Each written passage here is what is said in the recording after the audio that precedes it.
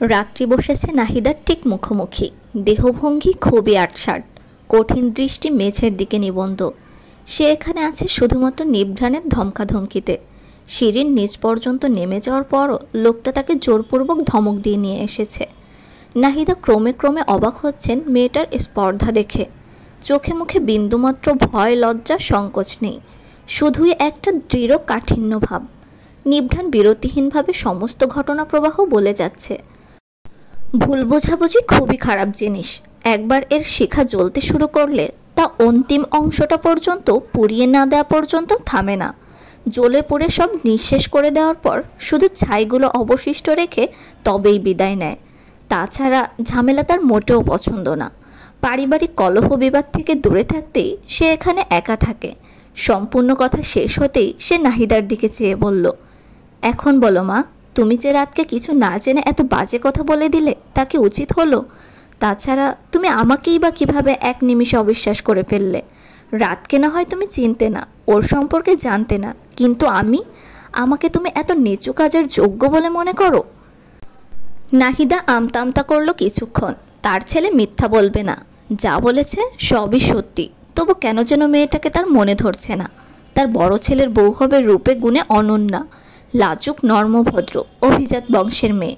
হ্যাঁ, মেয়েটা খুব রূপবতী, সুন্দরী, কিন্তু এই মেয়ের পারিবারিক পরিচয় তার খুব একটা মনে ধরেনি। একা থাকে, আর্থিক সমস্যা, বাসায় বাসায় পড়ানো, আরও কত কি।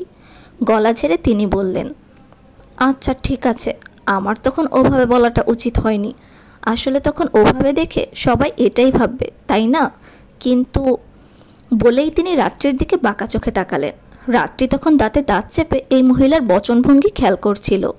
তার যে বিন্দুমাত্র অনুশোচনা নেই নিজের বলা কথাগুলো নিয়ে, তা সহজেই বোঝা যাচ্ছে। বরং এই বাঁকা চাহনিতেই সে বুঝে গেল মহিলা তাকে এখনও খুব একটা ভালো চোখে দেখছে না। আর কোনো কিন্তু কি থাকার কথা মা? নিভ্রাণের আগ্রাসী উত্তর। মায়ের এহেন কথাবার্তা তার পছন্দ হচ্ছে না। সে জানে তার মায়ের স্বভাব কেমন, অতটাও স্বচ্ছ মস্তিষ্কের নন তিনি। না, বলছিলাম তোমার মা যে মেয়েকে একা রেখে, সেটা আমার ব্যক্তিগত ব্যাপার আন্টি। পাথর গলায় কথাটা বলে নিভ্রাণের দিকে তাকালো রাত্রি। উঠে দাঁড়িয়ে বলল, আমার দেরি হয়ে যাচ্ছে, ভার্সিটিতে যেতে হবে। আপনার কথাবার্তা শেষ হলে আমি বেরোতে চাচ্ছি। চলুন, আমি পৌঁছে দিই। রাত্রি না তাকেই বলল, না ধন্যবাদ, আমি একাই পারবো। নিভ্রাণ ব্যথিত নয়নে তাকালো। এই তো কটা দিন যাবৎ তার সাথে আসা যাওয়া নিয়ে রাত্রি একবারও আপত্তি করত না, তবে আজ কেন এই রূঢ় স্বর? রাত্রি চলে গেল। নিভ্রাণ আর আটকালো না। রাস্তার ধার ধরে হাঁটছে রাত্রি। এখন বাসায় যে জামা কাপড় বদলে নতুন করে কয়েকটা বই ব্যাগে নিয়ে তারপর ভার্সিটিতে যেতে হবে। আজকে দুটো ক্লাস, খুব ইম্পর্টেন্ট।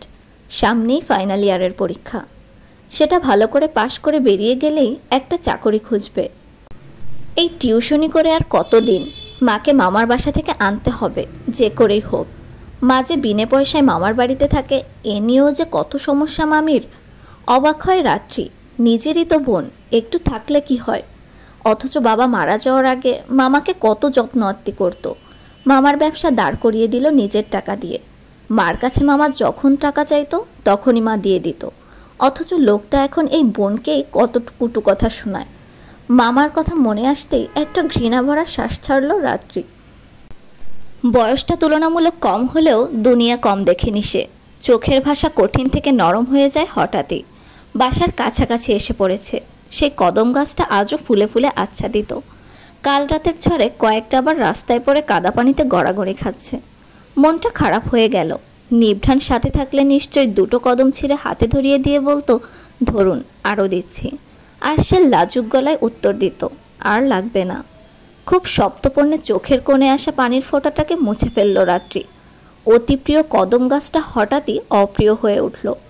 ষষ্ঠ ইন্দ্রিয়ের সাহায্যে বেশ বুঝতে পারছে তার আসলে নিজেকে এত প্রশ্রয় দেওয়াটা উচিত হয়নি।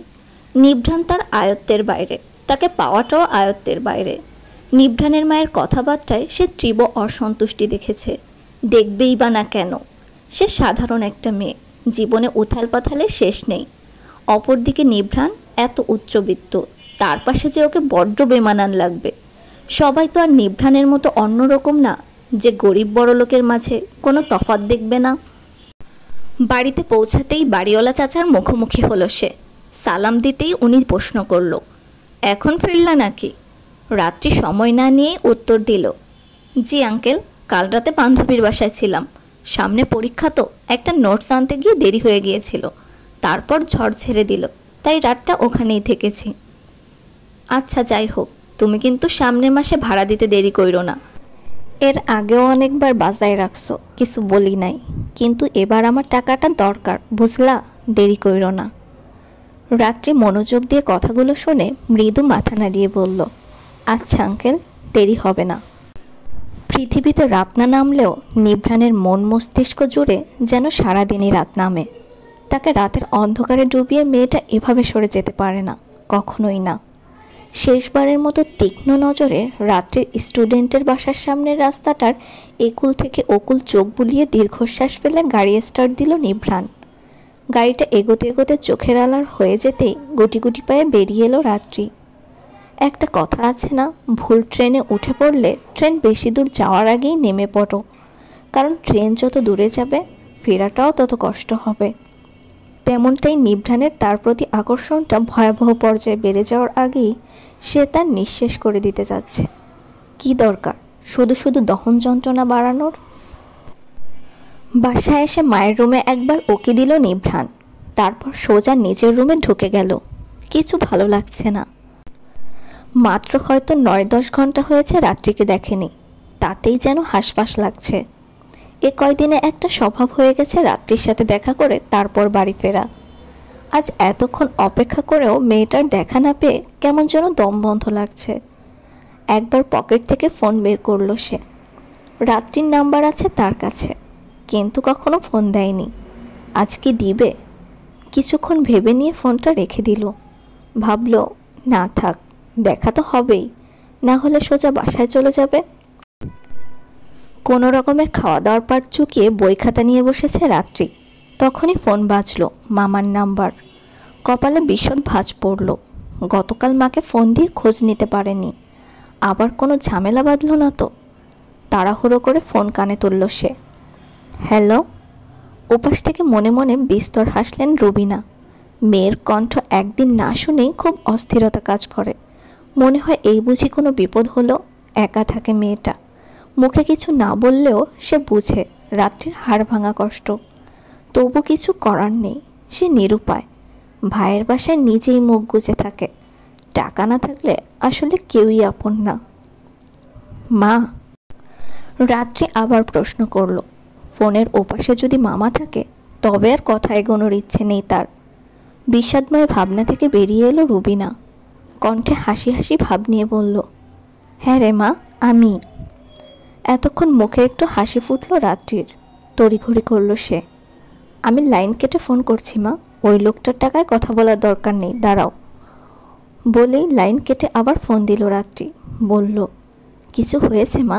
তুমি নিজে থেকে ফোন দিলে যে, ওই লোকটা আবার ঝামেলা করেছে?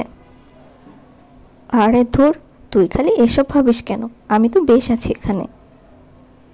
শুধু শুধু মিথ্যা বলবা না, আমি বাচ্চা না। প্রসঙ্গ এড়ালেন রুবিনা। বললেন, তুই ফোন দিলি না কেন কাল রাতে? চিন্তা হয় না আমার? কাল একটু ব্যস্ত ছিলাম মা, তাই দেওয়া হয়নি। কথাটা বলে অন্যমনস্ক হয়ে পড়ল রাত্রি। ইস, কাল রাতে যদি বৃষ্টিটা না নামতো তবে হয়তো আজ এমন একটা পরিস্থিতি তৈরি হতো না। ভাত খাচ্ছিল নিভ্রাণ। মা তরকারি রেঁধে এনেছে। রোজ রোজ বোয়ার রাধা বাড়া খাবার খেতে খেতে মুখে যে অরুচিটা তৈরি হয় তা সবসময় মায়ের আনা তরকারির স্বাদেই কাটে। নাহিদা নিজেও খাচ্ছেন, মাঝে মধ্যে সুযোগ খুঁজছেন কিছু বলার জন্য। সকালে নিভ্রাণ অফিসের জন্য বেরিয়ে পড়ার বলতে পারেনি। সে বুঝতে পেরেছে তার ছেলের ওই রাত্রি নামক মেয়েটার প্রতি দুর্বল জায়গা আছে, হয়তো তাদের মধ্যে সেরকম সম্পর্ক আছে। কিন্তু আবেগে গা ভাসালে তো চলে না। এই মেয়ে যে তার ছেলের জন্য উপযুক্ত না। আরও কিছুক্ষণ ইনিয়ে বিনিয়ে সে অবশেষে বলেই ফেলল, আচ্ছা বাবা, এই রকম গরিব ঘরের একটা মেয়ের সাথে কি তোর যায় বল? মেয়ে শুধু সুন্দর হলেই তো চলে না, বংশ পরিচয় তো দেখতে হয়, তাই